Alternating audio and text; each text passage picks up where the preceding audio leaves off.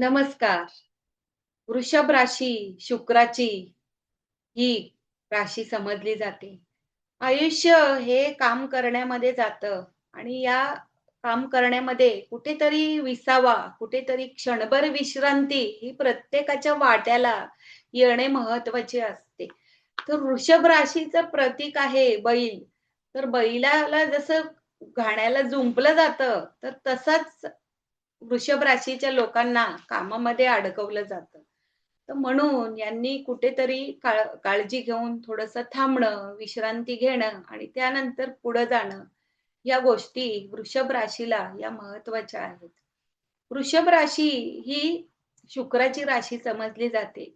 च ची 3 बाराखडी म्हणजे चंचल, चपळ, चलाक आणि थोडीशी चवचाल अशी समजली जाणारी ही वृषभ राशी शुक्राची असते.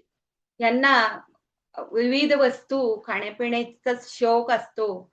तर बऱ्याच केसमध्ये 90 पैकी 100 पैकी 90% लोक हे आपल्याला पाणीपुरीच्या ठेल्यावर वृषभ राशीचे पाहायला मिळतात.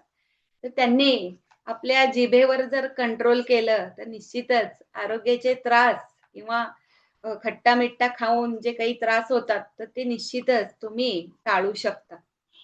नाहीतर रक्तदाब म्हणा किंवा मधुमेह यांच्यासारखे आजार आपल्याला पाठपुरावा करू शकतात. तीर्थक्षेत्रामध्ये फिरण्याचे योग या वर्षी वृषभ राशीला जास्त दिसत आहेत. मुलाबाळांच्या अभ्यासामध्ये देखील निश्चितच चांगली प्रगती वृषभ राशीला पाहायला मिळेल.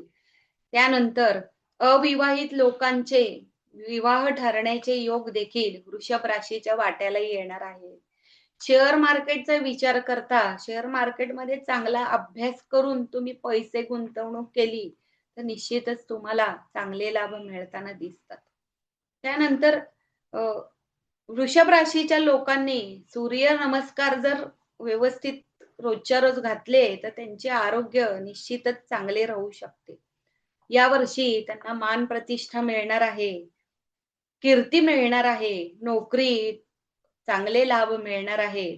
मात्र वरिष्ठांशी मर्जी संपादन करणे हे आवश्यक आहे.